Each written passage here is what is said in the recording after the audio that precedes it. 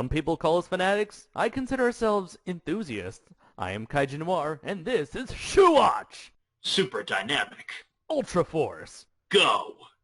Hello, people of the internet. Welcome to another episode of Shuwatch, Super Dynamic Ultra Force Go. I am your host, Andres Perez, aka KaijuNoir, and here with me is my loyal assistant, Mr. Adam Noyes. Hello, insects of YouTube, and I hope you had a great Thanksgiving. Oh yeah, because you see, we're doing something different. Where rather than making a cliche Thanksgiving special like those guys over at DFOS, we're gonna do our post Thanksgiving special, or a happy leftover Turkey Day special, or a Brack Friday Bunduru special. I like Brack Friday Bunduru personally. So yeah, and another reason why this could kind of be a special episode is that this is actually 2 days ago was the 1-year anniversary of SOS Episode 9, which was the episode that kind of kickstarted what would become this spin-off show. Yeah, that really was the trigger for Shuwatch, wasn't it? yeah, because it was the at that point. Bill and Dillion, they were going to take a break. They were going to cancel our session of SOS so that they can record a review for, I believe, Day of the Doctor, the 50th anniversary Doctor Who special. And so I decided to step up to the bat and host that episode.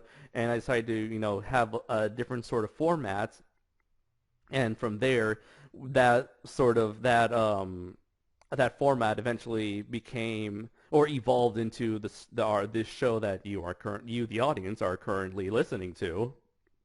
And so, yeah, even though it's technically not a 1-year anniversary, it is quite a milestone from just where we are now and what happened back then. Yeah, exactly. I mean, what was that episode? Gorizard, the other dark meat? Yeah. Yeah. Oh, yeah, that's the episode where he talked about leaving the chicken nuggets on the guys. Oh, God. Yeah. That was the whole, what was it, 3 stories, 2 of them are real, 1 is fake? Yeah, 1 was fake, yeah. And that's what inspired the 2 truths, 1 lie, the 1 lie, 2 truths, or whatever the hell Bill called it, and that didn't turn out too well, did it? Oh, it did work. It would work. It was that it was very. I think we only ever did that twice. Once during that moment that you mentioned before, and another time where we used it for this year's Halloween special, where it's Bill comes up with 3 ghost stories. 2 of them are real, 1 of them is not. Oh yeah. Or the fucked up Bigfoot sighting was my favorite. Yeah, that was another one. Or the Gargantuas, where a guy gets savagely beaten up by Sasquatches, and then he magically becomes one. No, yeah. I also like the title "How Gyra Ate Christmas." I legitimately want this to be a book. We'll write it and sell it. I want Jacob Baker to actually draw that. I want to see Gyra dressed up as how the Grinch dressed up for Christmas, for how the Grinch stole Christmas, and have him with a bag of stolen presents over his shoulder. Yeah. And then for his reindeer, it's Baragon. That makes perfect sense. And I still want the antler tied to Baragon. Yay! I want it. This needs to happen. This needs to happen now. Please, Jacob, if you're listening, please draw that. But yeah, we decided to do things a little bit differently with this particular episode, since it's kind of like a semi 1-year anniversary kind of thing. We decided to just freeball it. Now, just make things a little bit more loose and a bit unstructured. And we wish we could get David here for this kind of semi-momentous occasion, but unfortunately that Salvadorian son of a bitch won't answer our messages. Yeah, pretty accurate. Yeah, so we decided to spam his inbox. Yep. And you know what? David's not gonna listen to this when since he's not here and he never listens to the podcast anyway. So for any of you out there who are listening and just so happen to be friends with David on Facebook, I want you to spam his Facebook inbox with the following words: "Hey, David, are you there?" Now make sure to spell everything out as well. Yeah, and those 5 letters have to be sent as individual messages. Yeah. So, what was the? Oh, yeah. So the Thanksgiving. We are currently recording this. Yeah, the day after Thanksgiving, leftover Turkey Day, and so I just wanted to know, Adam, how was your Thanksgiving? Mine was okay. A lot of picking on me. But that's to be expected in a Thanksgiving because I'm always the runt of the group. Wait, you're the runt? I am. Wow. If I ever go over... I know, yeah.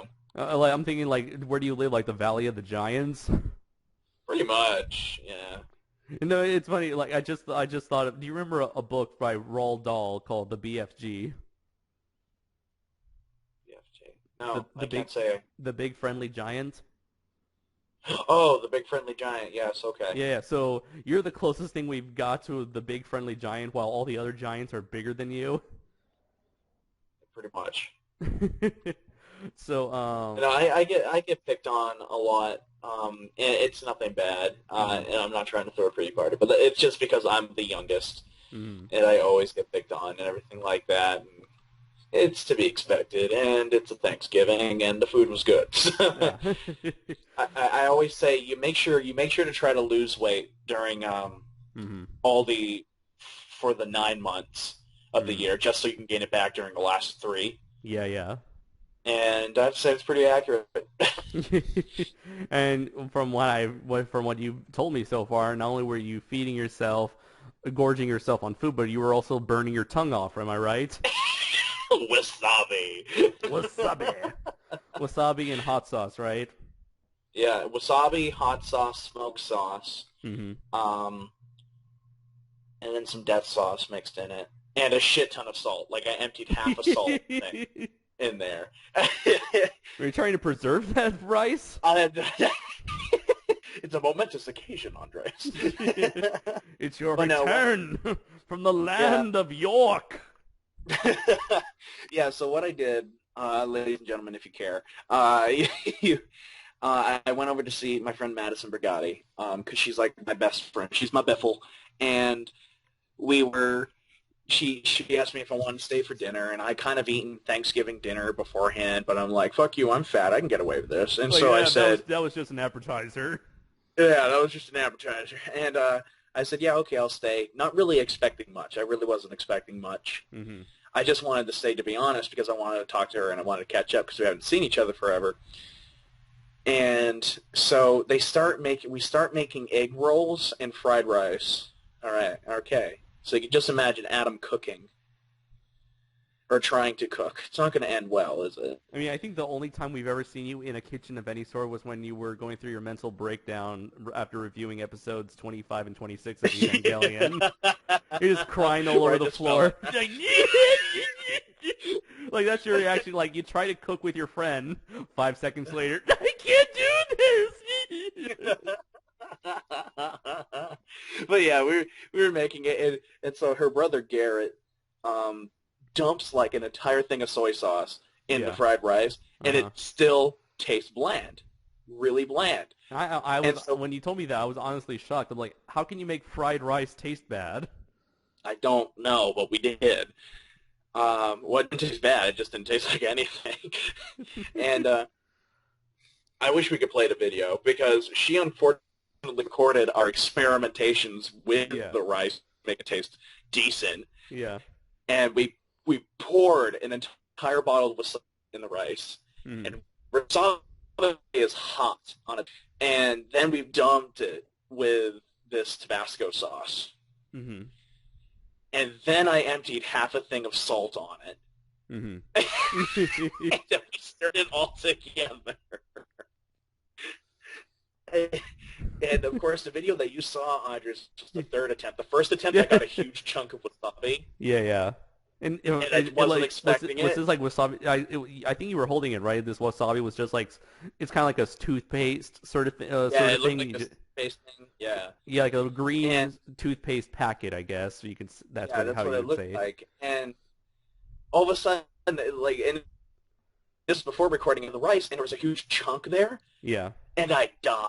Like, it went up my nose. It Yeah, went, and I yeah. started crying. Because I've had wasabi at like restaurants that featured Asian cuisine, and whenever that's just like the tiniest whiff of it, it just burns your nostrils. It burns your nostrils. Now, I like wasabi. Uh-huh. I'm not a big fan of sushi, but whenever I eat it once in a while, I Mhm. always have wasabi with it. I love wasabi. Hmm. But holy fucking shit, you gotta be careful eating that stuff. Yeah. I like, and I wish you recorded the aftermath Yeah. because I ran to the bathroom as I was taking a shit, Yeah. and I Oh. was like, and I was overreacting. Was it So I was it like you were shitting out lava? It felt that way. But Yeah, I okay, was because I've been there in those situations, usually with Yeah, oh, Indian God. food. It's like there was not one solid matter in that shit. It was just pure liquid, and I'm screaming like Stan from South Park. Yeah. Oh, God! Oh, God! And then you gave birth to Bono. I still love that episode so Uh-huh. fucking much. Because I'm not a big fan of Bono, and anything tearing apart Bono makes me happy. It's like your Okay. reaction. You know what I wanted you to say when you were going through your like how would you say it, your reaction to this meal. I was Me. Yeah, I was expecting you to go like the French. Well, yeah, here's the thing. It was like, she wouldn't understand it. No, she wouldn't. She wouldn't, and she'd be like, what the fuck is that? And I'm like, no one's gonna fucking understand. To quote Mr. Potato Head from Toy Story, "You uncultured swine." I love that movie. Yeah. You are Mr. Potato Head and What was his name? or the pig. Yeah. What was it? I'm gonna search right now. It's gonna bother me for the rest But of the those night. two were always the characters that made me laugh the hardest, Mhm. especially the pig. Oh, I think that John Lasseter. his name is Ham. Oh, Ham. Okay. Yeah. Did John Lasseter do the voice of Ham? Definitely not, because I know he was voiced by that one guy who always makes an appearance in every single Pixar movie. Yeah, that's why I thought it was John Lasseter. Let's see. Hold on, I'm good. Let's see. Here we go. John Ratzenberger. Oh, okay, him. Okay, yeah, he does make. He works at Pixar. I know he's actually like a head honcho or something down at Pixar or something. Let's see. I think from what I heard, I think John Lasseter said that they keep him around because they see him as their good luck charm. Yeah, I wish I was a good luck charm at a fucking company. That'd be great. Yeah, sadly, you work as the opposite for us. Pretty much. Let's see. We'll get back to our Thanksgiving stories, but let's do a little thing right here, an impromptu trivia quiz where I'm going to name a Pixar movie, and you're going to guess what role that Ratzenberger did in that movie. Odd. Okay. Okay, you ready? Okay, Yeah. Can you? What's the word for visual? What's the audio form of visualize? Can you remember hearing that guy's voice? Yeah. Oh, yeah. He's got a very distinct voice. Okay. All right. So obviously for the Toy Story series 1, 2, 3, and apparently 4, we're gonna get he's playing Ham the Piggy Bank. Okay. So Yeah. what was his role in A Bug's Life? I think he was a flea, wasn't he? That's right. He was P.T. Flea. Okay. Yay. Okay. Now Monsters Inc. And Oh, the Abominable Snowman. yeah. Okay. The fucking Abominable Snowman's my favorite scene in the fucking movie. Welcome to the Himalayas. Want a snow cone? Oh, don't worry. They're lemons. Okay. Finding Nemo. Oh shit! I haven't seen Finding Nemo forever. I don't even remember this one, and I'm reading it right now. Oh god. Was he? I'm trying to think of his voice. Mm-hmm. I'm thinking of Stingray, but I don't think it's Stingray, and it's either that or the School of Fish. It's the School of Fish. Are you serious? Yeah. Yay! The School of Moonfish. That they were getting directions for when they were talking to Dory. Yeah, yeah. Oh Okay. my god, I can't believe I got that. Okay. Okay, now The Incredibles. Oh, that's easy. That's the Underminer. Yep, that's it. The Underminer! With that Atragon-looking thingy. Yeah. I was like, yes! Of all the Pixar movies that needed sequels, why hasn't this one gotten a sequel? I mean, Why is it the video game... The Incredibles is fucking fantastic. The video game... They made a video game sequel with the Underminer in it. Yeah. Okay, so... I wanted to see the Underminer kicking ass. Okay. I wanted to see that thing, like, drilling through buildings and, like, World War III shit going there. Okay, so who was he in the Car series? He was a truck. Yeah. He was Mac the Truck. He was Mac the Truck? Okay, I didn't know if it was Mac, but I knew he was a truck because I remember the voice. Yeah. Okay, who was I don't like the Car series, so I'm lucky I got that one as well. Okay, so who was he in Ratatouille?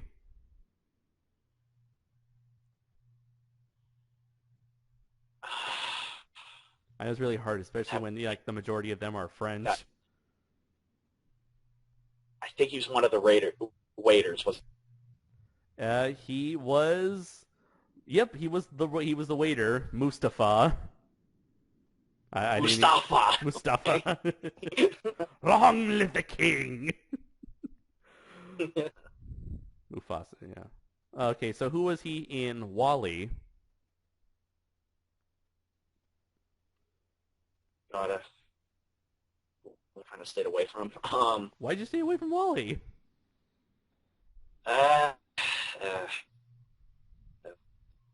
You heartless monster. Second half bugged me. It's the second half. The second half bugged me. Was he the fat guy in the chair? Yeah, he was the fat guy. Like which fat guy in the chair? Oh, I'm sorry, like the head fat guy in the chair. Yeah, he was John in Wall-E. That's probably like I'll be honest. Yeah. I completely guessed on one because that was the only human character I remember. Oh wait, so no. He wasn't the head guy. He was. Oh. Okay. He was the first human that Wall-E ran into, and he was the one fat guy that fell in love with the fat girl. Oh. Yeah. The one fat guy fell in love with the fat girl. Yeah. Okay, so who was he in Up? Oh, he was one of the construction workers. Yep. I remember hearing that voice, and I'm like, And finally, who was he in Brave? I haven't seen Brave. Okay, and I even remember this guy. He was apparently Gordon the guard in Brave.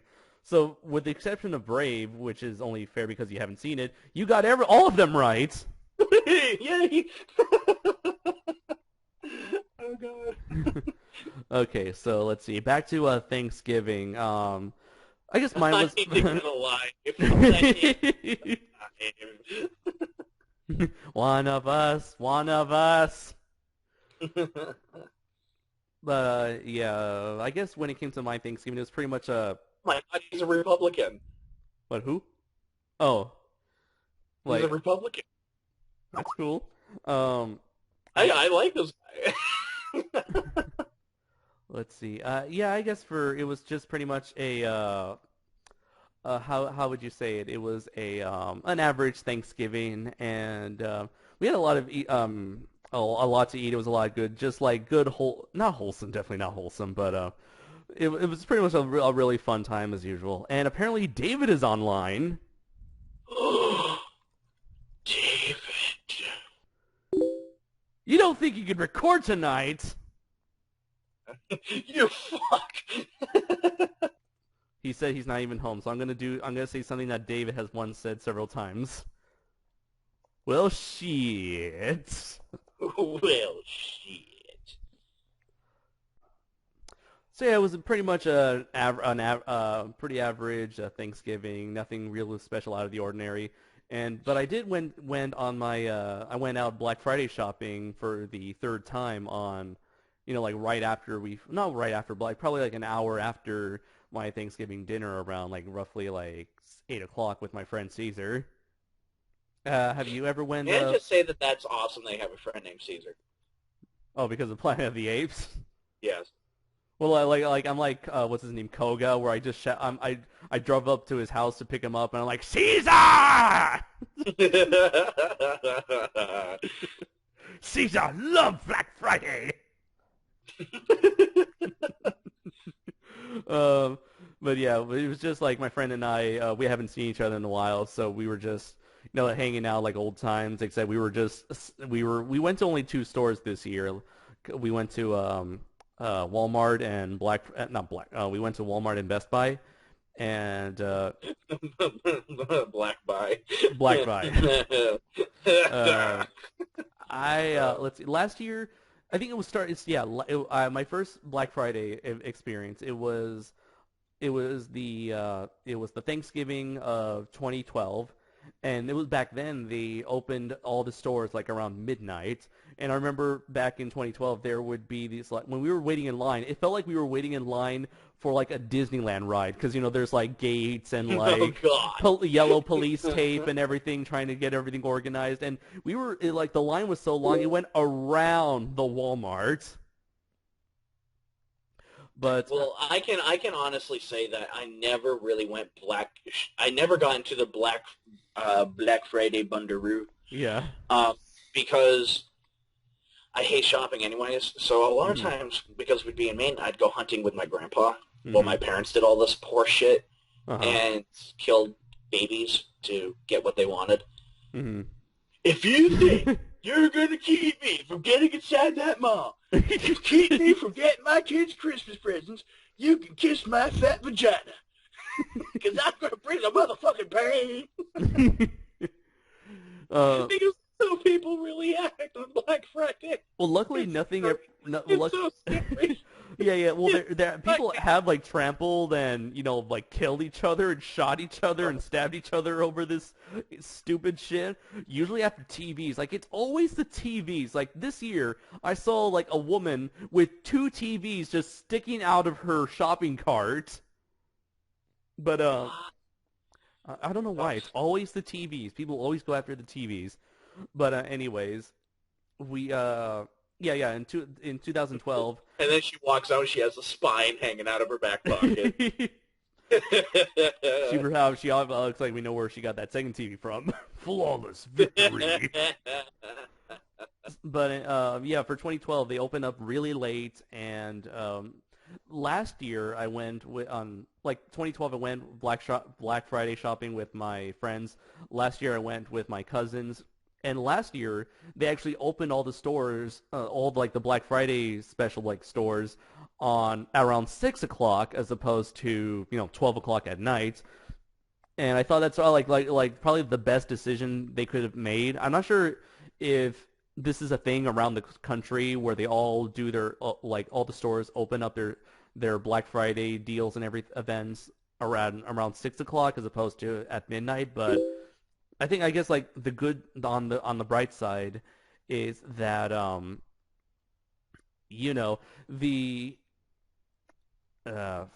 that craziness, all that insanity, that it's pretty much been stretched out, not everybody bursts in at all 10,000 people just burst in at the Walmart at the same time, it's just because it starts way later. Open, it's just like a fucking flood of people just trying to get...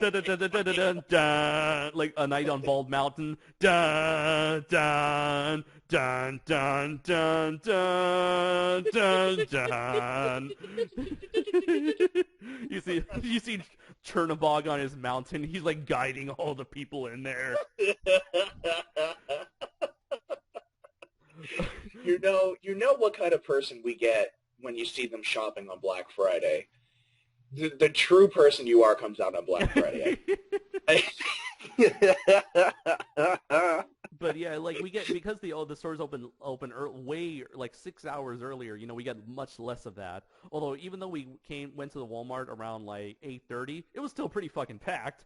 And but on the sad side, on the the bad side is that if you really want to be there right when the Black Friday shopping begins, you pretty much have to sacrifice your Thanksgiving dinner in general. And nobody wants to do that. At least no sane person wants to do that. No sane person. But here's the thing, Andres. We're the only sane people in the world. The people who claim that spiders are terrible human beings, we consider that science sound. You mean spiders aren't people? What? No, we say they're terrible human beings. Oh, okay. We think that it's sort of logical thinking is sound. It is. What are you talking about? Yeah. And apparently, like James, our friend James Biggie, he also notified me that not only are spiders terrible human beings, but you know what else is very terrible, and you should be aware of? What? Cantaloupes. Yes, they must be stopped. Remember, everybody, public enemy number one, spiders. Number two, cantaloupes. You can never trust them. But let's see. Anyways, let's see. I didn't find anything at Best Buy. The difficult thing with shopping at Best Buy and Target, from what I've experienced, is that they never label their shit. Like it's impossible to tell what is on sale and what's not because all the regular prices are there. But luckily with Walmart, all their stuff that has like deals on them, they're like, especially the movies, all their like Blu-rays and DVDs are given like these special little like cardboard stands, and from there you can see, oh, okay, all these are on sale for $3. All these movies are on sale for $7. And that's pretty much what I got. I got myself 4 Blu-rays, a lot smaller than last year's. Last year's was, I think I got like a couple of video games and a couple of movies. But for this year, I ended up getting Braveheart on Blu-ray for $3. I got Inception on Blu-ray. Yeah, I got Inception on Blu-ray for $3, and I got Argo on Blu-ray for $3. Oh, that was a great film. Oh yeah, I didn't know Bryan Cranston was in it, and I saw the movie. Oh, you didn't know Bryan Cranston was? I guess. Well, it was before. I remember sitting there in the audience, and Chucky was sitting next to me, and I was like, "Oh, Bryan Cranston." And for my dad's a huge fan of that. I think it was 2004 movie Van Helsing with Hugh Jackman. And I guess my dad, he's always been a fan of like just supernatural fantasy action movies, or like supernatural action movies, or like fantasy action movies. And he's been a fan of that Van Helsing. So I got the Steelbook Blu-ray which was on sale for $7 for him. And I did see Psycho on Blu-ray for $7. However, as much as I really want to own it, I decided to pass on it because what I really want, hopefully maybe in the near future, this 15 movie pack Blu-ray collection box set of like 15 of Alfred Hitchcock's movies. You have become quite an Alfred Hitchcock fan, haven't you? Oh yeah, this Alfred Hitchcock course that I've taken has done wonders for me. It just opened my eyes. Well, I could say there's only one Alfred Hitchcock movie that I've seen that I don't like. Uh-huh. And I admit that I haven't seen all of them, God no. But the one that I can't stand Marnie. Marnie? That movie is so stupidly bad. Uh-huh. Sean Connery's in it, and so is Tippi Hedren. Oh man. Like Sean Connery in a Hitchcock movie. No. Yeah, it's terrible. Well, let's just give him props for like out of all the movies that he's made, just that one movie was not to your liking. Yeah. But well, he was bored. I mean, he just made The Birds, and that was clearly a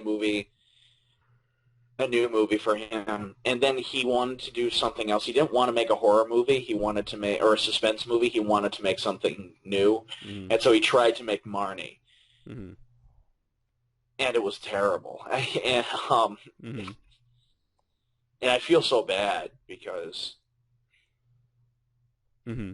You know, it's like a movie that says, "I want to like this because I want to say that Alfred Hitchcock can do more than horror suspense. You know, Mm-hmm. mainly suspense, but he can't." Well, he could always go back to comedy. Yes, he could. Yeah, I forgot that his earlier films were comedies. Yeah, like The Lady Vanishes.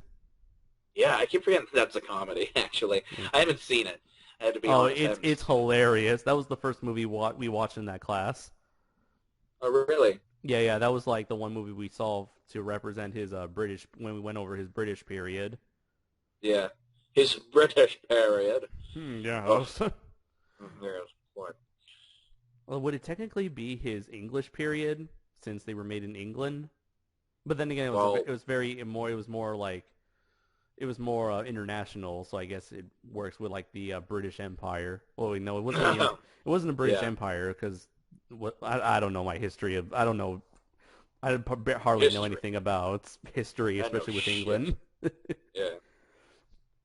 But yeah, that's pretty much what I got, and pretty much everything went without a hitch except for waiting in line because there was this like really large line for the cashiers at the front of the store where it goes from where the cashiers are all the way to the back of the Walmart. You know, Walmarts are generally giant stores or like take place in giant buildings. So having one single line for all the cashiers from one end of the building all the way to the other end.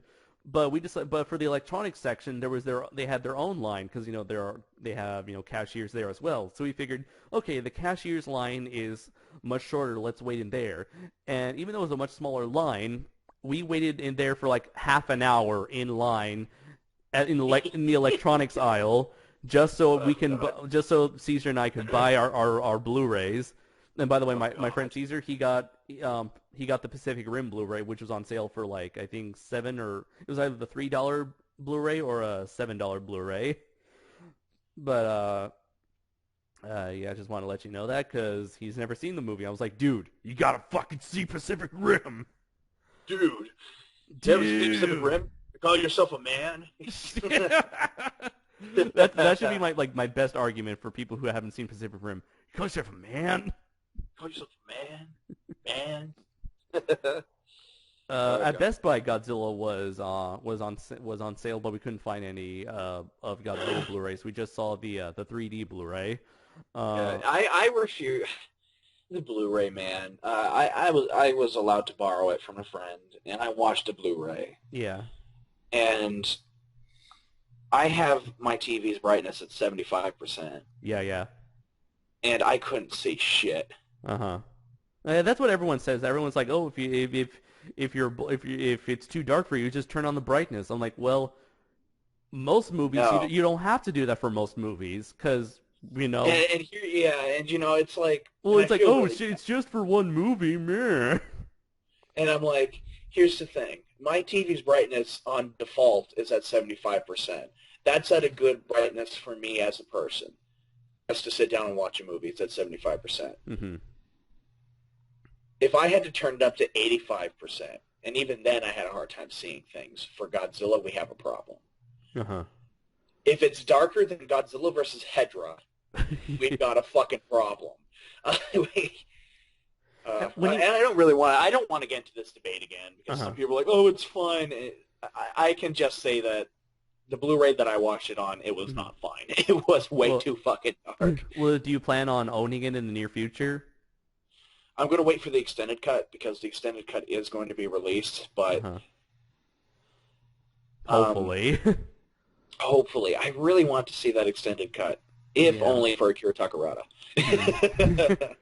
I just like that one still we've seen of Akira Takarada in Godzilla 14. I just like the look on his face. He's like, "You really? Are you really doing this to me? Do you know who I am? I'm Akira fucking Takarada. I'm fucking Takarada. And you're putting me in an airport?" I have to ask. Yeah. Have you guys gone over all the Alfred Hitchcock cameos in his movies? You did ask me this question before, and I did tell you Oh, that. have I? Yeah, Yeah. during like every like I mentioned before, after every screening, we have our discussions. We talk about certain themes and visual elements that we've seen in previous Alfred Hitchcock movies and some new ones we haven't seen before. And the professor would ask, where do you think his cameo was? So funny. I love trying to find him in all the movies. hmm And I did I mention love trying to find him. And the last time I talked to you about this, I did mention like before the most obvious cameo was from Strangers on the Train, where you just see him just like awkwardly carrying that giant like case on that I train. know. But I think the most obvious one is now, I believe, North by Northwest.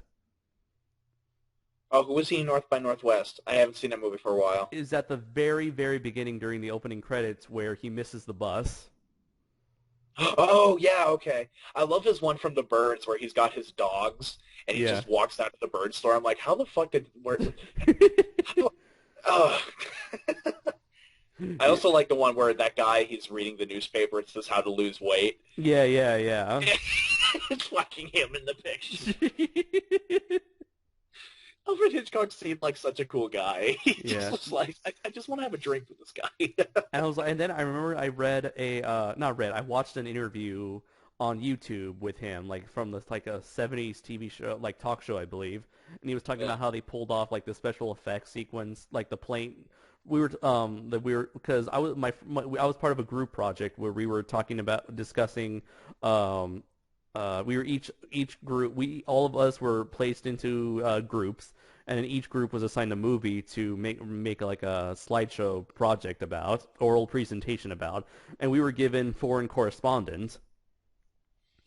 And Oh, have you seen that one? no, but I've heard a lot about it. Oh, okay. And we decided to, I decided for research purposes, I found this interview where he was talking about foreign correspondent, and he talked about this really elaborate special effects sequence with a plane drowning, where the sequence was that there was a plane, all the characters were on a plane, and the plane gets shot down by accident because this was taking place during, I believe, World War II.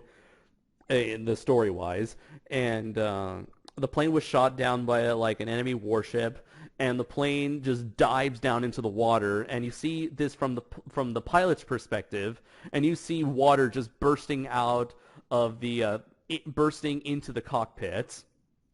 And so he was talking about how they were projecting live footage of water that was recorded from like a professional pilot, and they had projected footage of water on rice paper, and they just had like a large like gigantic bucket of water and pour that water and had that water rip through the rice paper and into that cockpit, and it was really impressive. I feel like I want to see this effect now. yeah. This was something I feel like I was thinking to myself, wow, E.G.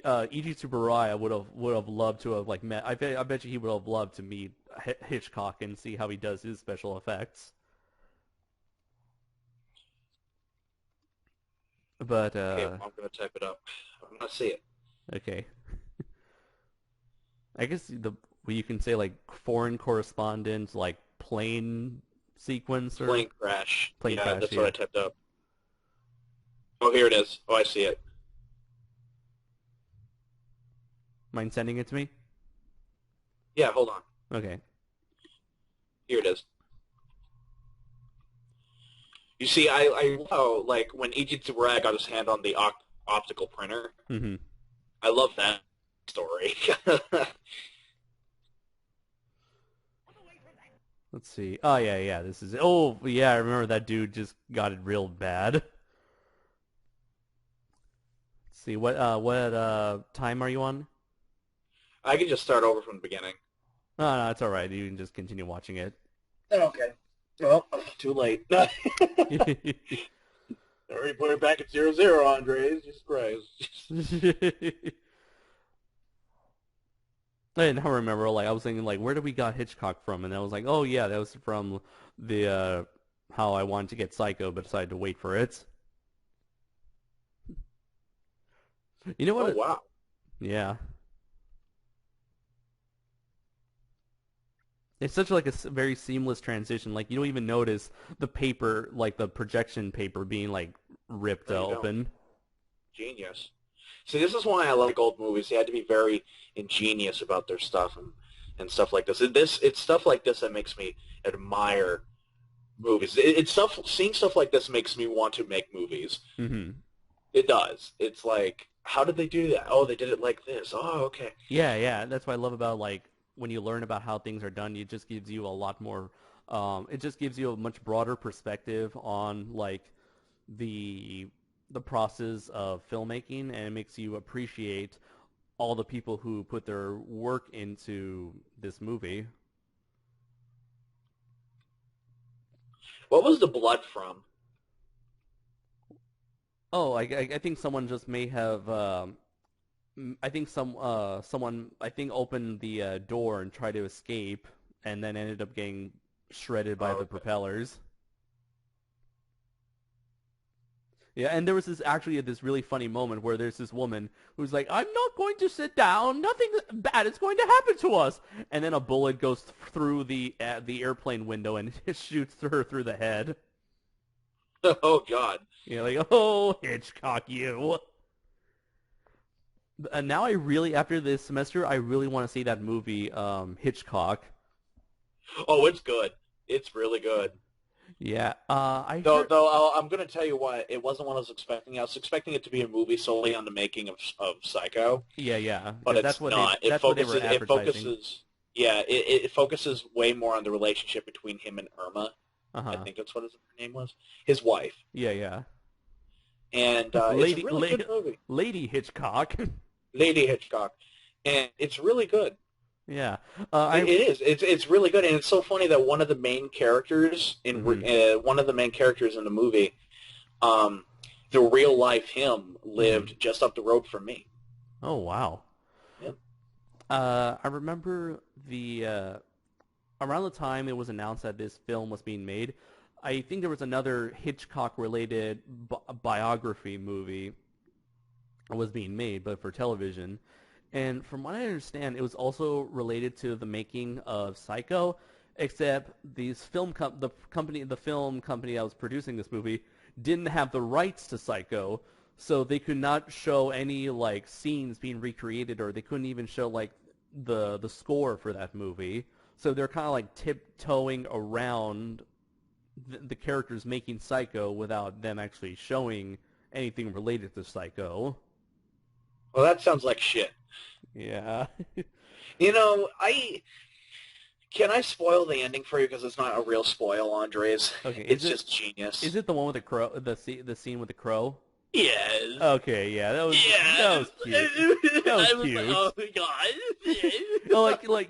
There's no way that could have happened, but just for like the movie magic, in the world, in like this little movie magic world, it's like, yeah, that's cute. Well, it's like it's such a Hitchcock thing, and you see, that was another one of those movies. Ed Wood and Hitchcock are like the two movies that I watch that make me want to make movies. It's like immediately after I'm done, they're like, I want to make a movie right now. Let's just improvise something. Let's go. Mm-hmm. And I really enjoy it. I think Hitchcock is an extremely underrated movie because it got panned when it was first released. Yeah, that's what I've heard. It's like, yeah, it's good, but it's not that good. It's basically what I thought Anthony Hopkins did a great job as Alfred Hitchcock. Yeah, because like after having this class and just researching Hitchcock and just being used to his physical appearance, his voice, his persona, and then when I saw that trailer, I was like, that's Hitchcock. And yeah, he got Hitchcock down to a T. So, we pretty much have one more film to go in this class, and it's supposed to be like a mystery film that we're supposed to write our final paper on. Like, our final is basically a paper on this mystery film for next week, and I thought it was going to be The Birds because we haven't seen The Birds, but then The Birds turned out to be a group project. One of the other groups is, film, so I'm like, okay. That will always be my personal favorite Hitchcock movie. It was my first Hitchcock movie, and I will say it will always be my favorite Hitchcock movie. Which is really funny because in the presentation, the group that was presenting for the birds, there's this one guy who was like, "Oh, I don't think it works today as a horror film. It's not scary. The birds, half the time they don't do anything. They're not threatening." And I'm like, here's the thing, and I can understand why he says that, but the birds isn't supposed to be really scary. It's that suspense about when the birds are going to fucking come back. Yeah. That's scary. And then he was like, "Oh, the characters are not that good," and I'm like, "Are you kidding? I love the characters. I love and right now I'm thinking like to myself, Ron Taylor." because I was thinking to myself, I know Adam loves this movie, so I bet you if he was here, he would have just went after that guy and just strangled his neck. Really not. I'm more tolerant of other people's opinions than people think. Oh, really? Now this is new information. Just not in terms of the birds. That movie's fucking a masterpiece. It's like, sadly, I don't take rejection quite well. I'm afraid you'll have to die. Yeah! I'm afraid you'll have to die. That has to be in the SOS movie. That line, I'm afraid you'll have to die. They'll probably have to be the villain, who I have no idea what it will be like. I mean, but I do, but I'm not spoiling anything. Mm-hmm.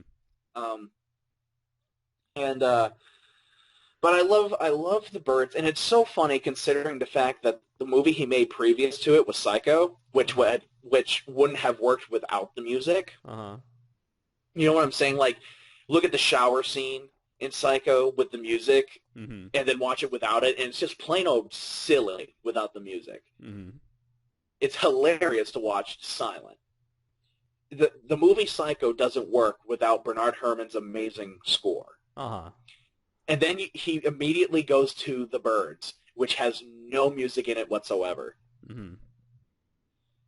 And this is what I admire about Alfred Hitchcock so much, is just how much he knows how to use sound. Mm-hmm. And I have to admit, this is actually mainly falls down to his wife. His wife is a phenomenal editor. Mm-hmm. She knows how to edit a movie so fucking well. Because the first screening of Psycho, the first rough cut of Psycho, was panned by everyone. They thought it was terrible. They thought the pacing was all over the place. And then his wife came in and fixed it. Was it like a... there would not have been a Hitchcock without Lady Hitchcock. Like, they were such a great team. I'm thinking, like, if this is like one of those sections where... Not sections, one of these situations where, like, the editor just took the movie away from the director, kind of like what happened with American History X, where Edward Norton and the writer took away the movie from the director because they thought that his cut of the movie was, like, way too short and would have ended up terrible. Yeah. I mean, so many little tiny things that can make or break a movie. Mm-hmm. There really is. And that's just one of the things that I love about movie making, is that you could... well, let's see. I'm going to use this you're on a roll.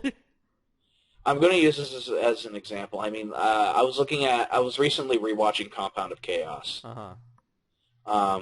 Just because I've re-released it and I've decided to keep it up on the internet. Okay. And... That way I can download it and sell my own copies of it. Of course. And keep all the profits. Andres, that movie's a piece of shit. You can do whatever you want with it. But I was watching it and I was seeing all the edits and everything like that, and to me, the editing and pacing of the movie is just completely destroyed by how I edited it.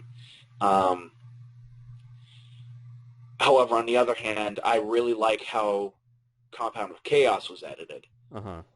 I think the editing on Compound of Chaos ultimately, personally, I think saves the movie on a lot of levels. But that same editing destroyed Compound of Chaos. Hmm.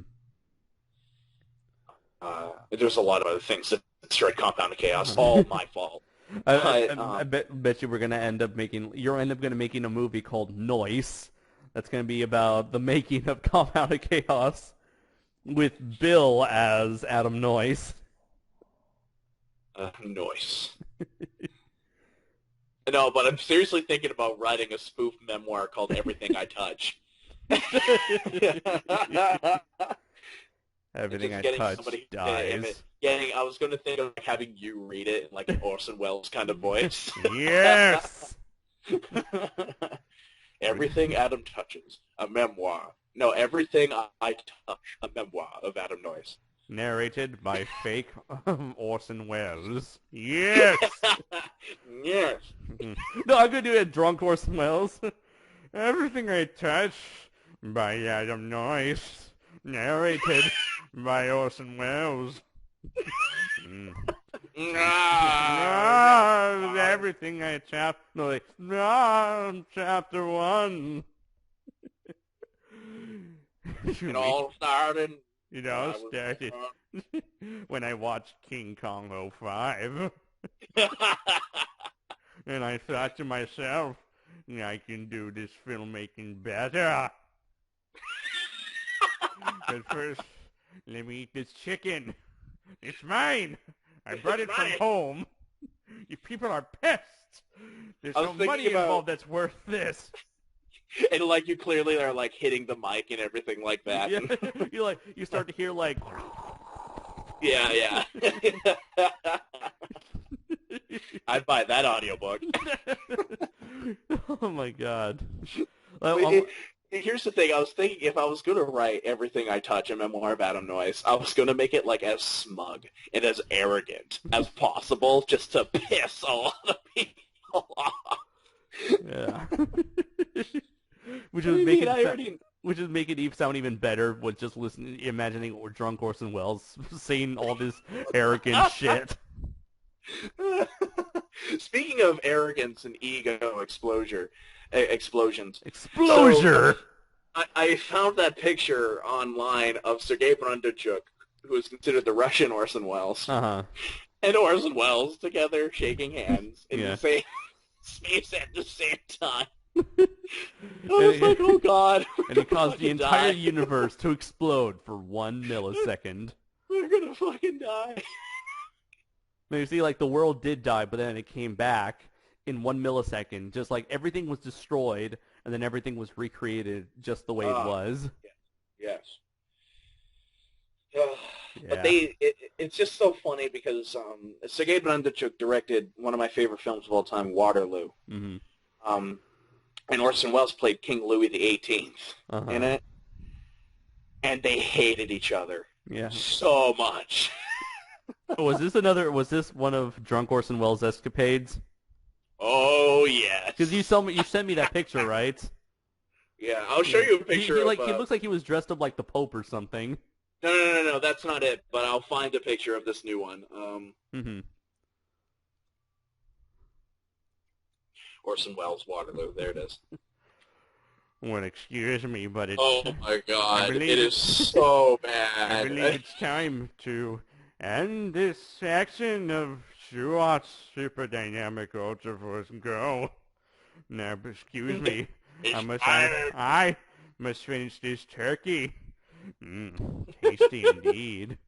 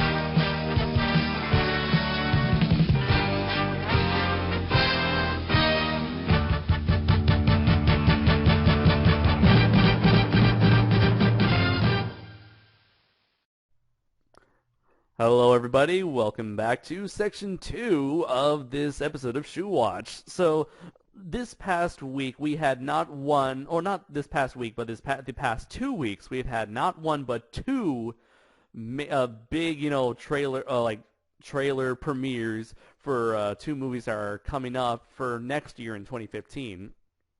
That being Jurassic World and Star Wars: The Force Awakens. So since Jurassic Park came out first, let's start with that one. So Adam, what were your thoughts on the trailer that just came out a week ago? Super fucking hyped. And I know I posted on Toho Nation kind of tearing apart the stupidity of the scientists making a fucking genetically altered fucking dinosaur in the middle of a fucking amusement park. As you said, a Godzilla T-Rex hybrid. But at the same time, I'm like, I'm super hyped for this fucking thing. Because I can tell you what, when I saw this trailer, what immediately jumped out to me was how beautiful it looked. Yeah, because and I know like a lot of people were complaining, like, oh, everything looks so CG, and I sat there and I was like, this looks like good CG to me. This looks really fucking good. Yeah, I'd say so. Yeah, I mean, it's not as mind-blowing as it was back in like 1993, only because now we're kind of used to this level of CGI effects. But it does its job well at just portraying the beauty and majesty of these creatures, which was what the first movie was trying to accomplish. And I know I can thank Bill for this, where he pretty much summarized the main issue. Back when when Bill made Zazubar, for those of you who don't know, was when he made those reviews last year on the Jurassic Park trilogy, he mentioned pretty much perfectly the main thing that was wrong about the sequels is that they try to treat the dinosaurs more like monsters as opposed to just these living, breathing animals, and I feel like they were able to from just judging from this trailer, they were able to recapture that that ambiance that the first film pulled off. Yeah, I look at these dinosaurs and I don't see anything like these are monsters. I look at these and I see animals, and I appreciate it for that. Mm-hmm. And I can tell you, I can't say enough about how good this movie looks in terms of visually how good this movie looks. I love like every shot in that trailer. Mm-hmm. I was like, wow, this looks amazing. I especially love the shot where you see the Gallimimuses running past this like safari truck, and I guess I'm assuming that's an callback to the Gallimimus sequence from the first movie. And it was a call, which was a reference to the Valley of Gwangi. Oh yeah, because the Gwangi came out and just ate that Gallimimus. Yeah. Yeah. And then there was that. But man, I'm really looking forward to this movie. Yeah, and then you had like that prehistoric version of the Shamu show. Yep, with a great white shark and then Mosasaurus.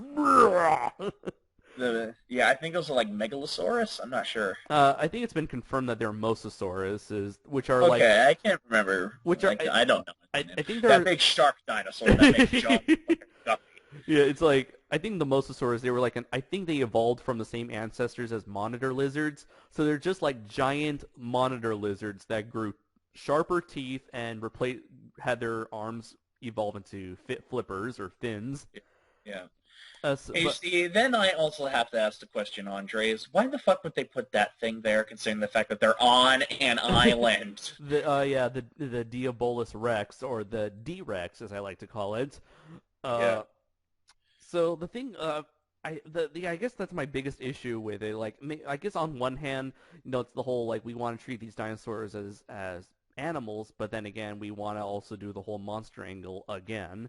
So I think by making a brand new dinosaur, that's their, for a writer, that's their way of having their cake and eat it too. We can have dinosaurs be like beautiful, magnificent animals, and then we can have dinosaurs that are basically terrible human beings, like spiders and cantaloupes. Exactly. The cantaloupe issue is something that needs to be dealt with carefully. Let me tell you, because those cantaloupes are bastards. Because otherwise, however, if we don't stop the cantaloupe menace, we'll end up with fruit spiders. My God. At which point, the Jaeger program seriously needs to go into effect as soon as possible. Exactly. Yeah, screw NASA, screw everything, screw our budget. We just need to start building giant robots to fight these spiders. And cantaloupes before they Exactly. mate and become fruit spiders. Yes. But anyways, back on this. Why hasn't this been a movie? But I just want to say on a legit thing was that when I posted that wonderful thing on Toho Nation, sure, a lot of people were complaining about it, saying that that's because it wouldn't sell if you saw it. Like, why would you go to a zoo for, like, you don't go to the zoo to see the giraffes and the clowns. You go there to see the lions. And I said, and I didn't say this because I just kind of left it to his own accord because I knew this was going to turn into a giant debate when I started getting comments like that. Uh-huh. And I wasn't meaning to start a debate. I just said this is what I noticed. But no, you can't really you can't really have an opinion on the internet without receiving some. No, you can't. But here was my retaliation to that in my mind. Uh-huh. I was like, you mean to tell me that if you found out that a bunch of people cloned a brontosaurus, you wouldn't be traveling in droves to see this fucking brontosaurus? But then again, this movie supposedly takes place 15 years after the first movie. And so I think people are already used to the concept of, dinosaurs existing in this world. Oh yeah, probably. So maybe they're like, oh shit, we're starting to lose, audiences are starting to lose interest in Jurassic World. We need a new attraction. Well, we've cloned every single dinosaur we can possibly clone. You know what we should do? Make our own dinosaur. Should get Godzilla. Gojira. Get Dr. Sarazawa. Get Ken Watanabe here now. Another problem. I haven't mentioned my problem with the D-Rex plot was that the whole let's clone ourselves, let's like genetically create ourselves a super mega ultra saurus deluxe beta 2.0 beta version. And yeah, like you mentioned Carnosaur, this is a plot of like let's make ourselves a supersaurus. It's something that's been done in over 1 million low-budget movies, whether it's like the Sci-Fi Channel, Asylum, or Roger Corman. So I am disappointed that it's a pretty cliche plot, but what gives me hope is that this isn't. This is well. I guess you can. The main reason why a lot of those movies were terrible is because they were poorly executed.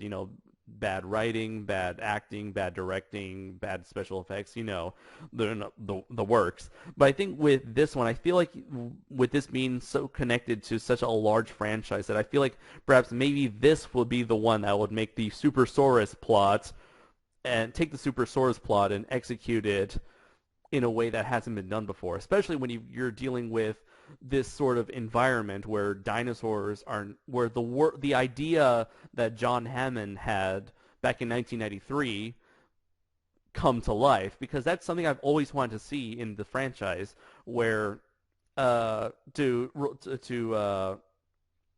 go back to something else. Adam, are you familiar with Jurassic Park: The Ride at Universal Studios? I am not. Okay, well, Be on.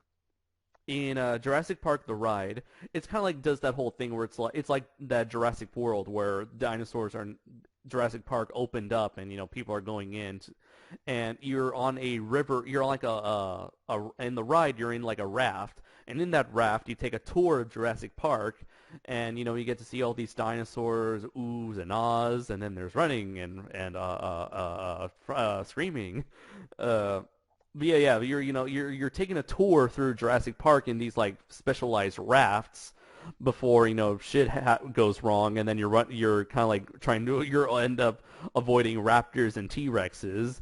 But that's that idea of being able for the public to go and visit Jurassic Park and be able to see all these wonderful creatures. They pretty much I've always wanted to see that in film.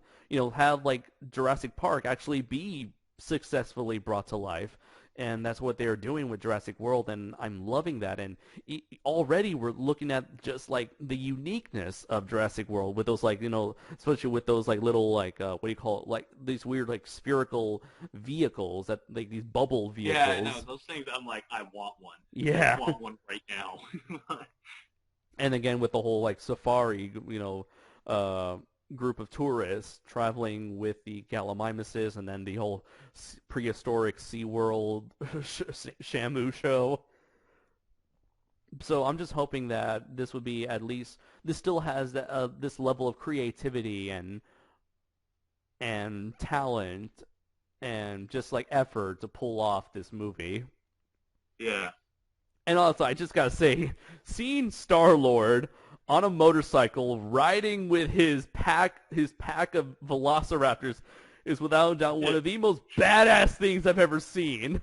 I know, right? It's like, as soon as I saw that shot, I was like, I'm gonna like this movie no matter what. I love. There was someone on Toho Nation who made he made a picture. It was like from. I'm gonna look for it right now, but it's like he took that screenshot of Chris Pratt and the Raptors, and it's Matt Cox. He said, from the creators of BBC's Walking with Dinosaurs and the brilliant minds of the SOS, join Chris Pratt in Riding with Raptors. Sounds like a wonderful idea. Almost definitely. Definitely a bucket full of wind right there. And I guess the biggest criticism besides the plot is that the music itself the first half of the trailer had this very like generic, just soothing music where it's like da da da da, just like this kind of like generic like ooh look at all this stuff happening, but then they go to that like a piano rendition of the Jurassic Park theme, like do do do do do do do do. I was like, oh, I'm getting the feels. Like, oh. Yeah, since Jurassic Park is your favorite movie, I was honestly thinking of you when I was watching this. Like, I bet you Andres is like, I was like, ooh, I bet you Andres is like creaming his pants right now. I can tell you. Going on a field trip right now. Yeah, I got really. I would say I felt a little emotional just listening to that piano music. I'm like, yes, this is it. We're going back. We're going back to the park. We must go back. Imagine we must. He like Chris Pratt. He must join me. We have to go back in time to prevent Jurassic World from being created.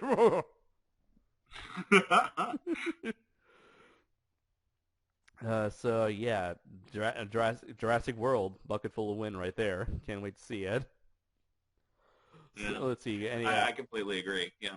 So are you ready to move on to the one that was released just like... The one that I'm, to be honest, more excited for? Yeah. Star Wars Episode VII, The Force Awakens. Yeah. Now, let me start off with saying this. Mm-hmm. I always knew that, and I've always said that J.J. Abrams would do good with Star Wars. Too bad he had to destroy Star Trek to get there. The funny thing is, like, even like I mentioned this before, even in my review for Star Trek After Darkness. No, Star Trek Into Darkness. Star Trek After Dark. If you think the movie was steamy before with Uhura, well, you ain't seen nothing yet.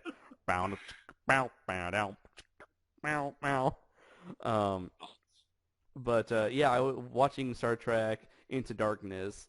I remember watched that movie, and the whole time I was thinking, this feels, even though I have not exposed myself to much Star Trek, what I'm watching right now on screen feels like a Star Wars movie. And I know, yeah, that was the key. I was like, I feel like I'm watching something Star Wars related, Yeah, and little bits and pieces we got here, I was like, yeah, I do see what J.J. Abrams did in after Into Darkness. I see remnants of that in here, and it didn't really give us a whole lot of information, but it kind of gave us like a feel for what the tone and the visual look of the film is going to be. And yeah, exactly. Yeah. To tell you the truth, when I first saw like the first say 10 seconds of this trailer, I honestly thought this was like a fan-made thing because there was so much it felt like there was a lot more practical effects than what you would expect to see. Exactly, yeah. And to be honest, I was thinking of machinima. Yeah. And I was like, oh my god, this is the real thing. Oh my god. That's what I was like when I saw this trailer the first thing this morning. I was really like, oh my god. Oh my god. And then as soon as I saw the stormtroopers loading their guns and then exiting that thing, Just like they're about to land, I was like, oh my god. You're expecting them to like jump into like the Godzilla Muto fight. Oh. But yeah, and like you see, the funny thing is like as soon as you see like the first character who shows up, you're like, oh, it's another black guy. There's someone else other than Lando. But, yeah, but you know, I was sitting there and I was looking recently at the cast, and I didn't know that they casted Max von Sydow to play some sort of role in this movie, and I love him. Mm-hmm. He's a great freaking actor. And so I am super hyped for this movie now. Mm-hmm. And I will always keep saying this, is that when J.J. Abrams said that he wanted to make Star Trek more like Star Wars, and make it, instead of classical, he wanted to make it more rock and roll, I knew I was going to have a problem with Star Trek. Because, to be honest, that's what Star Trek is. And I'm going to stay off of this debate as soon as I get done this point. But Star Trek is very classical. Star Trek is very much the politics behind things, is very much the negotiations and stuff. Well, Star Wars is very much that kind of action, rock and roll kind of thing. I mean, it really is, if you look at like the original 3 films.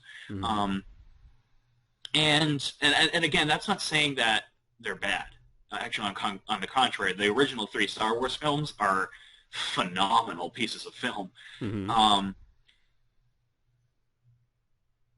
But I knew J.J. Abrams was going to be great with the Star Wars. And as soon as... It really confirmed it to me as soon as I saw the X-Wing fighters flying over that lake. And I was like, oh, God, this is going to be good. And then, of course, I love Andy Serkis's monologue in the trailer. Yeah. I love those kind of trailers that just give these kind of things. They give like these monologues that like some character is saying. Yeah, and I love I love the dialogue where he goes, "You've awakened something, both the dark side and the light." And I was like, "Oh, this is fantastic!" And I'm wondering what they're going to do, because I mean, clearly they got. And I'm not going to go too much into speculations into it, because we did this with Godzilla, and look what happened. And I learned my lesson with that. It turns out that one Sith-looking guy with the longsword, light hilt saber thing, turns out he's going to be... What the fuck is the practicality of that? Here's the thing. I have a feeling that, you know, many times we've seen in film where lightsabers will clash against each other and they're just like struggling and they're like face to face while they're imagine with a lightsaber hilt you're able to stab someone in that sort of situation. Yeah, and I one of the complaints was that doesn't seem practical at all, and they were like, shut up, the hype. And I was like, yeah, but the more I was looking at it, I was like, oh, that could make sense. Yeah, that actually makes more practical sense than the dual blade one from fucking Phantom Menace. I just like that we're finally getting variations of the lightsaber, because I think ever since I saw Darth Maul's twin lightsaber, I was like, oh, cool, when are we going to see more like variations like this? And we really didn't, unless you count like Yoda's tiny, shorter lightsaber. But even in like the video games, I think in Star Wars: The Force Unleashed, there was this woman who had a Sith Lord, I think she was, and she had these lightsaber tonfas. I don't know what they're called, but I think also there may have been like a lightsaber whip in some like expanded universe thing. Yeah. Oh, and another thing that I liked about that lightsaber is how crude it looked. Oh, really? It looked very crude. Like, if you saw, like, the pulsating light on it. Yeah. Compared to, like, all the other lightsabers. This does feels like, when you saw it, it feels a lot more like electricity rather than just a simple beam of light.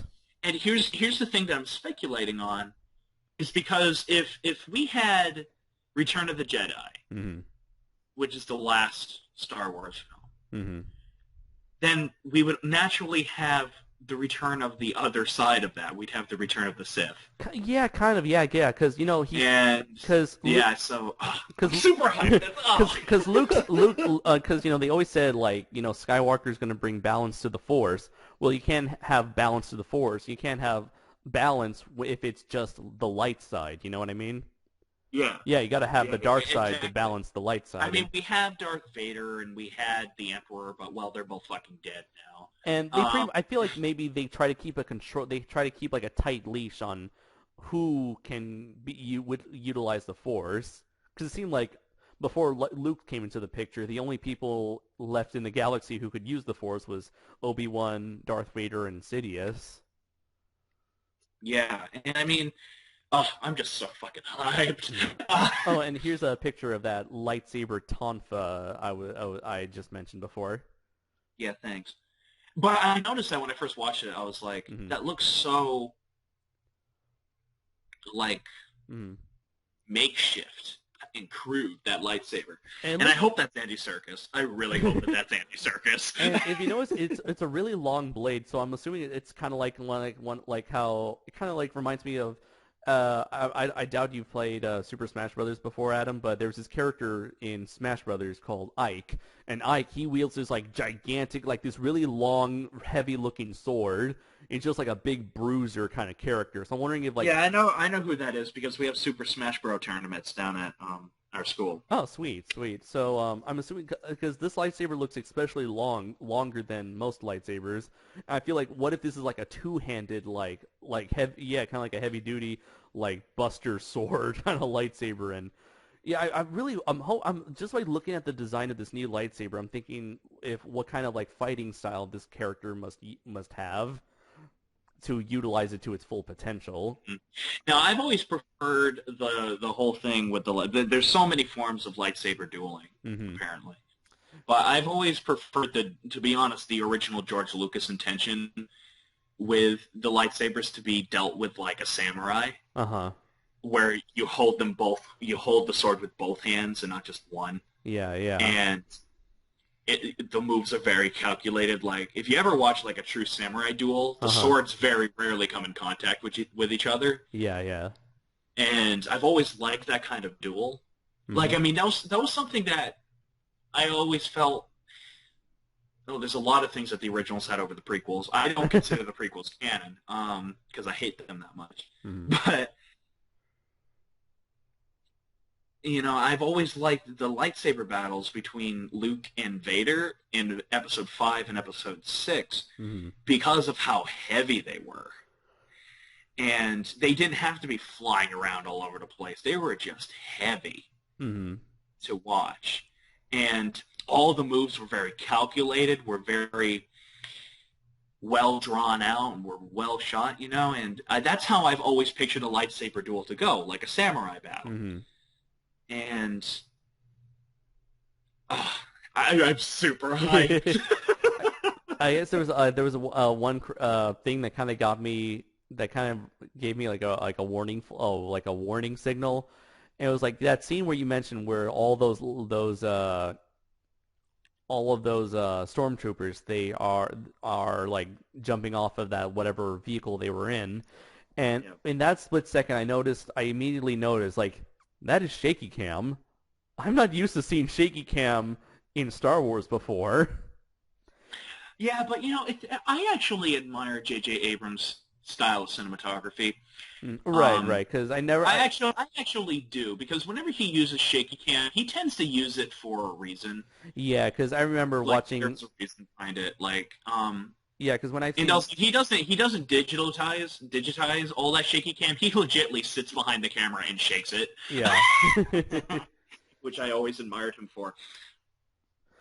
Yeah, because like even though I've complained about shaky cam time after time after time, whenever I saw his Star Trek movies, I don't think I've ever complained about his cinematography.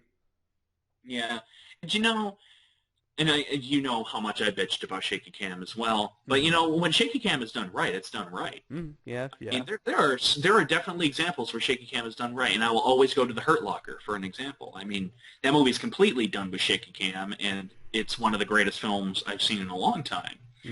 And you know, seeing some shaky cam in this, you know, I'm like, okay, I'll deal with it. But then again, you got shots like with the X-wing fighters going by that is almost completely steady, and it looks so organic. Yeah. It's like, I'm really surprised that they were able to hold on to both the soundtrack and the sound effects. Like it's from an audio Oh yeah, audio, it is. for an Yeah. audio experience. It sounds like Star Wars. It does. This feels and sounds like Star Wars. And I will just say this, Andres, to tie this back to Jurassic Park. Mm-hmm. They spared no expenses. Spared no expense. Oh man, I am super hyped. And just Andy Serkis. Andy Serkis. Hearing that Andy Serkis is involved with this movie, I was like, yep, hyped. Andy Serkis is good. Yeah. Oh yeah. What I liked about this teaser is that it gives you enough. It gives you enough to satisfy your need as to what this movie is going to look like and sound like and feel like. Yet it still keeps you in the dark on as to what the story is all about, and I want that to keep it. I want to be kept in the dark because when all these like news leaks, these leaks were coming out, I would see on Facebook like, guess who's coming back to Star Wars, or guess what, this thing is going to happen in Star Wars. I always avoided those articles. Me too. I almost planned on avoiding this trailer because I was afraid this might spoil too much. Because I was afraid it was going to be like the Jurassic World trailer where it just, gives you a rundown as to what the plot is going to be about. But luckily enough, it didn't do that. It still kept you in the dark, but still gave you like a good idea of what the movie's all about. This teaser trailer did exactly what a teaser trailer is supposed to do. Mm-hmm. A teaser trailer is just supposed to get you hyped. Yeah, and this is like the good kind of teaser trailer. Oh, sorry, go ahead. It's very simple trailer, and I'm starting to get into the opinion that the simpler something is, the better. And this is a very simple trailer. Mm-hmm. And it did its fucking job, because I am so hyped for this movie. What was that? What was that one thing I wanted to say? But what was it? Darn it! I was about to say it. Andres, Mm-hmm. while you're thinking of that, I have a topic we can talk about next. Okay. Do you want to save it for another sequence, or do you think we can would have something to do with this? It would be best to do it in another sequence. Okay. What was it like? What was it that you were talking? You just finished talking about right now? We were talking about how it doesn't. What a teaser trailer is supposed to do and to get you hyped and everything. Okay, now I remember. It is interesting to note is that I noticed with a lot of J.J. Abrams' previous projects, he always likes to keep things keep like what a lot of elements about his movies he likes to keep everyone in the dark when it comes to his movies, and then once it's been revealed, like the final product really doesn't live up to the hype that he builds. Like with Cloverfield, it's like everyone he didn't like leaked any sort of information as to what the movies will be about, and when the movie came out, everyone was like, okay, it's a giant monster movie. It's like, people. He was kind of like people were hyping it up. People were like, is this going to be Godzilla? Is this going to be Voltron or something? And it was like, no, it's a monster. Oh, I remember seeing the trailers for Cloverfield, and I was super hyped.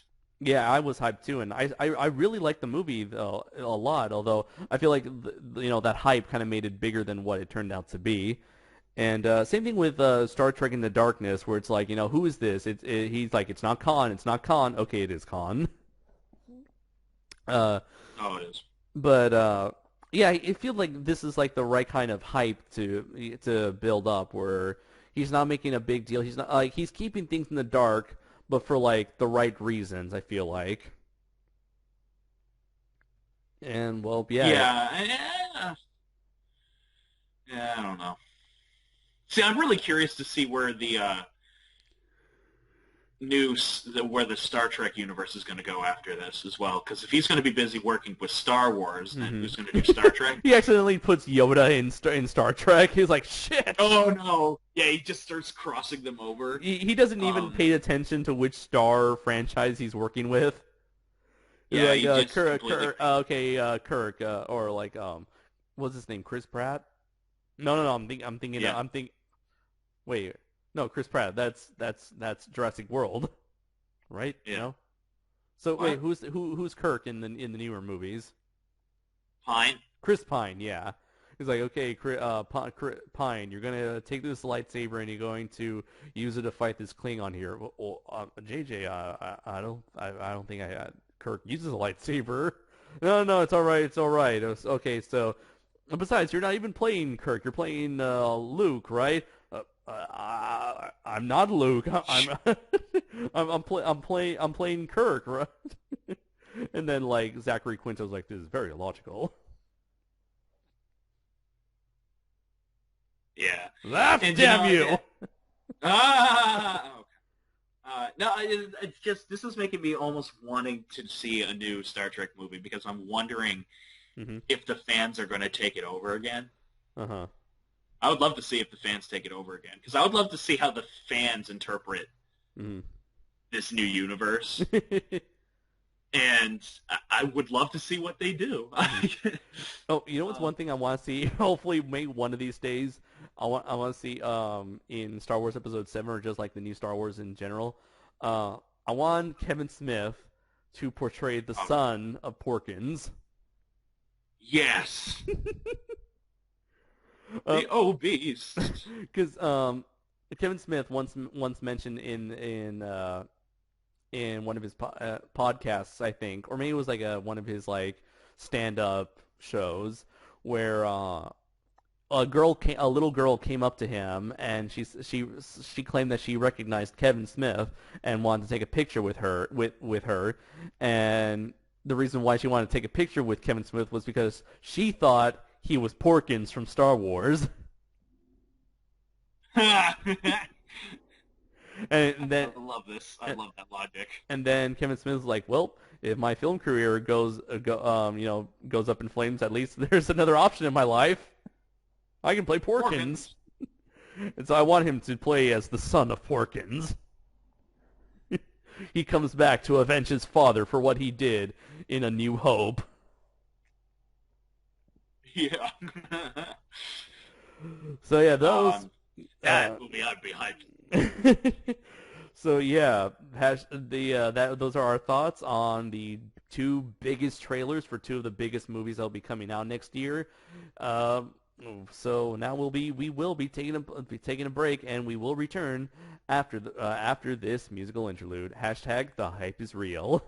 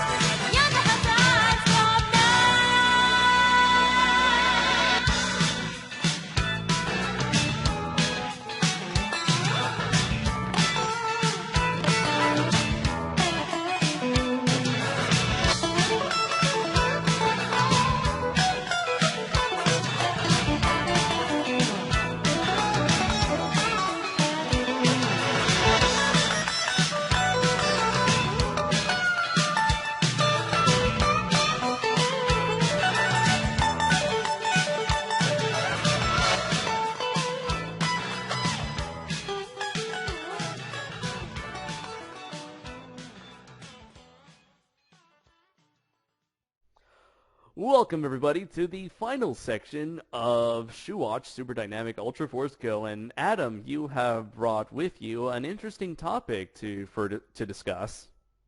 Yes. Recently on Toho Nation, there has been a debate sparked up. So I bring you over to the Toho Nation page, which by now, when this video was uploaded, would have been completely buried by trash. And Sean Barry, a good supporter of the Sons of Sarazawa, posted on Toho Nation saying, "Imagine a Godzilla anime directed by Hideaki Anno, who brought us Evangelion, with the Japanese voice cast of Neon Genesis Evangelion, music done by Michiru Oshima, and animation done by Gainax. If you ask me, that would be pretty amazing." Well, Andres, I have to ask you, what is your opinion on that statement, and do you think it to be true? Well, Tom, according to my information, I believe that might be correct. But I would personally love to see an anime directed by Hideaki Anno, because I think he would add another level of emotion to Godzilla that has been severely lacking, especially in the later Millennium series. okay, so yeah, let's get serious here for a Okay, moment. Well, Tom, I think... That's right, Tom. The Brack Friday Bunduru has been a major success. Tom is like such a default name to go on to, and one of those all right, Tom. Back to you, Tom. My name's Frank. All right, so yeah, Hideaki Anno, whether you like him or not, he certainly presents a lot of interesting ideas to the forefront when it comes to, at least when it comes to Evangelion. I really want to see Gunbuster. I really want to see how that one is, but sadly, I only have Evangelion to go off of when it comes to him. But yeah, he does. Which is unfortunate in your case, but fortunate in my case. Why you didn't like Gunbuster? Gunbuster? Yeah, you said Oh it's no, I was talking unfortunate. about Evangelion, how you only have Evangelion to go on, and I was like, which is unfortunate in your case, but fortunate in my case. Oh, okay. I only say unfortunate because if I want to judge a person, I want to know his full body of work, or like a good majority of his body of work, as opposed to just one thing. Because there are people who do one good thing, but then they fail at everything else. Like George Lucas. Yes. I mean, so. Yeah, when judging just based off of Evangelion, he certainly knows how to direct action sequences and make it feel very large and grand scaled set pieces.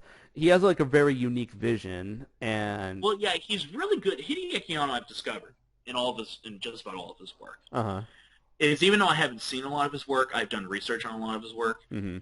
He's really good at world building. Oh, you can't deny that the world of Evangelion isn't really cool. I mean, it really creative. You can't deny that. And I would love to see what kind of Godzilla universe he could create. Mm-hmm. And yeah, I really want to see he definitely kind of turned the mecha genre on its head and introduced many of new concepts that were never thought of before. For instance, making the robots into cyborgs technically, and he really went into deep into the minds of these characters and really focused on their faults and put them on the forefront.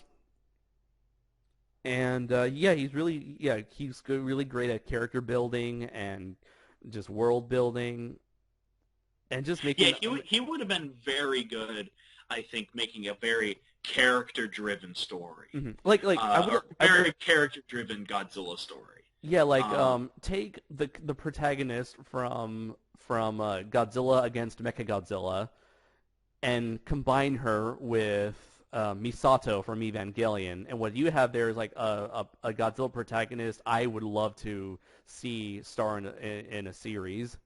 Yeah, and I said that the Godzilla against Mechagodzilla, Godzilla Tokyo SOS, as much as I love those movies, they kind of lacked in kind of human characteristics. It was a very plot-heavy. Those are two very plot-heavy movies. Very plot-heavy movies. And I'm not saying that there isn't character development in there. There most certainly is. But those are very plot-heavy movies. what Hideaki Anno would do in a Godzilla thing, I think, was make it very character-driven. And have the universe kind of revolve around the characters instead of the characters revolving around the universe. And here's the thing.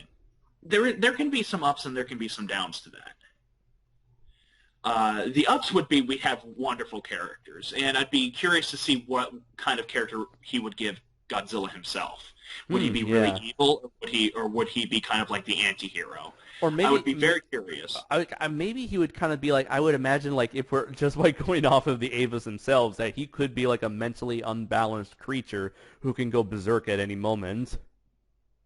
That could be interesting if you do it right. I think that could be interesting. I mean, I'll be completely honest. When I'm writing the Godzilla saga, specifically Godzilla the Immortal, I was thinking, what would Hideaki Anno do here? Yeah.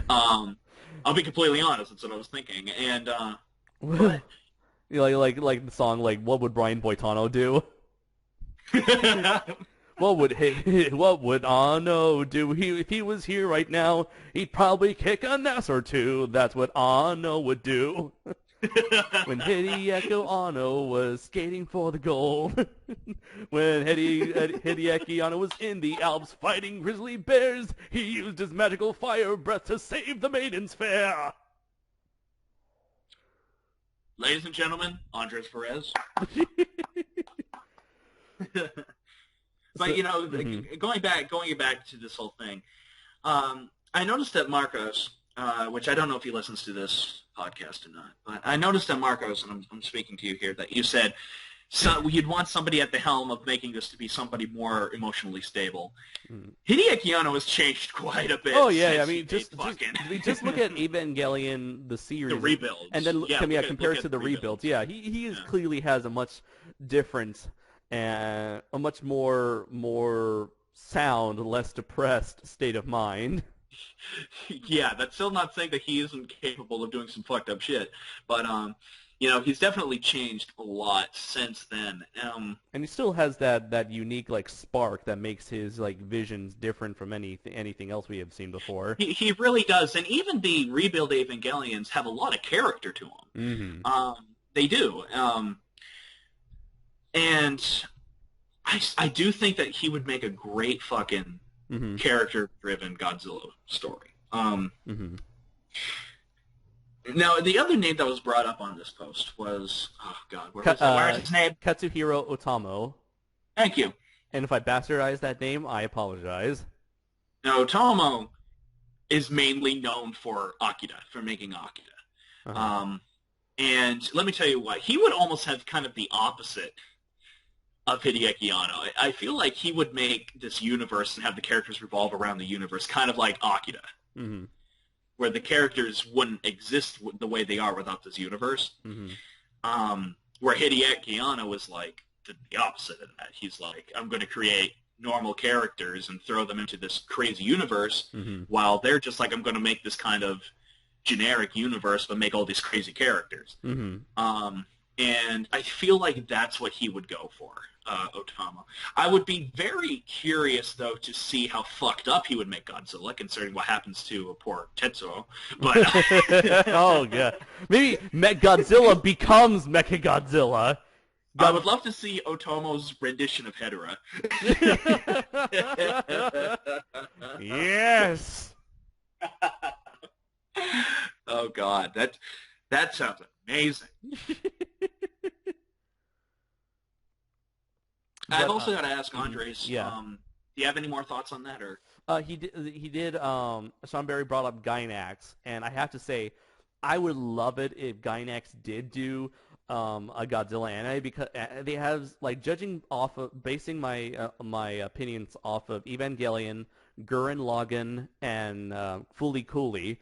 Gainax has one of the most, like, brightly colored, very energetic, very fluid, most craziest fight sequences, action sequences I have ever seen in anime. And it's just, like, completely over the top, very, out there, and just, like, it's the kind of action sequences that makes you want to just, like, raise your fist in the air and go, fuck yeah! Exactly. Like, right now I'm going to send you a link to I think it's like the final battle in season 1 or the first half of Gurren Lagann. So you can check it whenever you'd like, or maybe right now while we're talking. But yeah, it has a lot of the characters do show a lot of personality when they're fighting, and in terms of action sequences, I think Gainax would be great at doing Godzilla. Although I think the kind of fights that I have in mind might not be appropriate for Godzilla, because when we think of Godzilla, we traditionally think of like very large, lumbering, slow-moving animals. But like for something like a final war sort of like super hyperkinetic kind of fighting would be kind of interesting to see, especially if we had like quicker monsters like Rodan or like Gigan or Jaguar, just jumping all over the place. Or yeah, and mm-hmm. Or we could just get Crayon. Sure, let's go with that. I'm gonna go with Crayon. Why not? Or I wonder, have you ever seen this picture of a Evangelion version of Jet Jaguar? No. You haven't seen it. Send this shit. Okay. I'm gonna send you. Send it. Okay, I'm gonna send you what I like to refer to as Ava Unit J. That just sounds amazing. Okay, I got the link, and I'm sending it to you right about now. It is beautiful. The anticipation is killing me. It is beautiful! Yes! Yes, there we go. That's Hideki Anno's Jet Jaguar right there. Yes! But, I was thinking of some other... I would love to see Gainax, and I'll be honest, the reason why I'd love to see Gainax do a Godzilla anime mm-hmm. is because Gainax is really known for making stuff out of nothing. Mm-hmm. Like, look at the animation on the original Neon Genesis Evangelion. Yeah, that's like and how little money they had. And yeah, they were still and able to make like good they were able to make it. It's like very movie quality animation. Yeah. Sadly, they had to sacrifice it by showing a lot of slow-moving stills of nothing happening. But could that work in a Godzilla, though? Could that work? Maybe, yeah. It I'd could say work. So. If used sparingly. Yeah. I would love to see, let's see, what is it, Type Moon? Is that it?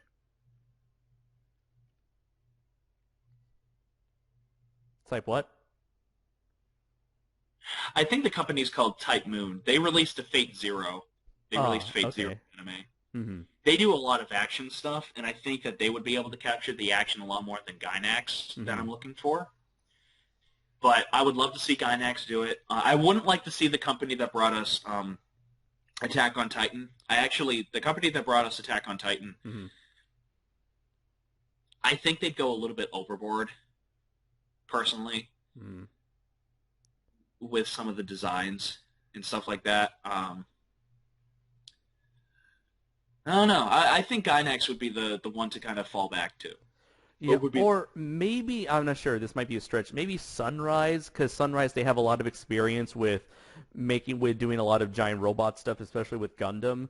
But then again, giant robots and giant monsters are two different things, but they do know how to handle like really great fights with like large, powerful characters. Or, wait, what was the one that did, I know what animation studio would be perfect. Let's see, I'm going to look for the company that did the Big O and Batman the Animated Series. See, because I know, a lot of the Korean animators who, wait, was it Korean? No, a lot of the Japanese animators who worked on Batman the Animated Series did their own thing with the Big O, while also borrowing a lot of visual elements from Batman. But if you look at wait, Adam, have you had a chance to watch the Big O? Not yet. Oh, you've got to, man, because they know their Ultraman kaiju Godzilla sort of deal going on. Like when, unlike like stuff like Evangelion or Gundam, when these like gigantic monsters and robots move, you feel that weight. You feel like the gravitas of their movements. Oh, that'd be great. Let's see, Big O. No, I don't want to know about Big O tires. Fuck that shit. I want to know about the cool stuff, the anime. Dim animes is... oh, it is Sunrise. Okay, so it is the Gundam company. Okay, yeah, Sunrise. I would definitely want to see Sunrise, if not Gainax. Yeah, I'm going to go with Gynex just because I know their work, but I've seen some of the battles for the Big O, thanks to Dylan, and I have to say, they would do a pretty good job. You want to know who I wish would make a Godzilla anime? Okay, who? Hold on just one second. I need to make sure I say his name right. Ryuhei Takahashi. Yes! Shoji Kawamori. And what did he do? Macross Plus. Oh, nice. Cool. It's because I think Macross Plus did a lot of stuff with the human characters that I fell in love with. Mm-hmm. And that final sequence is very slow. Yeah. Yeah, especially with the huge mech. Well, not the mech. The AI. Mm-hmm. It's very slow moving, very creepy, and I feel like they could really do a good Godzilla that way. Mm-hmm. Especially if they light him right. Mm-hmm. So I'd like to see his interpretation of it as well. Yeah. A manga artist and writer that I really wanted to see. I mentioned this before with you off mic. Takahashi? Well, close. I want to see Go Nagai's Godzilla. Now, Go Nagai, he is the creator of Devilman, Mazinger Z, partially responsible for Getter Robo. He created Guy King. He's like known for doing a lot of like giant robot and a lot of like demonic sort of material with his work, and he does like a lot of the most like disturbing visuals, a whole lot of like gore, a lot of like action, like a like action and brutal violence in his stories. And he's very unabashed about it. He's like, yes, I love gore and nudity and all this stuff, and I am proud of it. And I know, like, it tonally, it has nothing to do with Godzilla, but I just want to see Go Nagai's Godzilla. You know, it's going to be, like, his own thing, you know? It's just going to have, like, the most, like, brutal version of Godzilla. He's just, like, ripping, like, the throats out of Anguirus or something. Or like he's gonna have like a pointless non-canon crossover with Devilman, where Devilman's I want to see a Godzilla movie with a shit ton of religious symbolism. And I want to see Godzilla with a lot of blood. No, not really, but sort of, yeah, out of curiosity's sakes. But yeah, it's like he's gonna cross over with Devilman, and then Devilman is gonna combine with Godzilla to create Devil Godzilla, and then he's gonna fight what's that dude from Great Mazinger called, like the Dark Lord, the Dark General of. Or the Great General of Darkness, and then they're gonna have a big fight, and then explosions, and then gore. So much beautiful gore. Or like just have like these weird like cyborg like Godzilla fighting against these cyborg mechasauruses from Getter Robo or some whatever. But yeah, it'd like be the craziest, most fucked up thing ever, and I would love every minute of it. And every Godzilla fan is going to be like, "This is not Godzilla. This is worse than Zilla You're 98." cutting out a lot, Andres. Oh, sorry. Andres. Yeah. You're cutting out a lot. Okay. So unless you have any further like anime creators, do you think it's? I think it's about time for us to put a wrap on this particular installment. Would you say, Adam? Yeah, I'd have to agree with you there, Andres. It's getting late, and I feel like we pretty much said all we can about anime Godzilla, Jurassic World, Star Wars 7, and Black Friday Brack Friday Bunduru. So hope you've enjoyed this special installment of the Sons of Sarah. God damn it! Like take two. Boop. We hope you've enjoyed this special installment of The Demons from Outer Space. Fuck!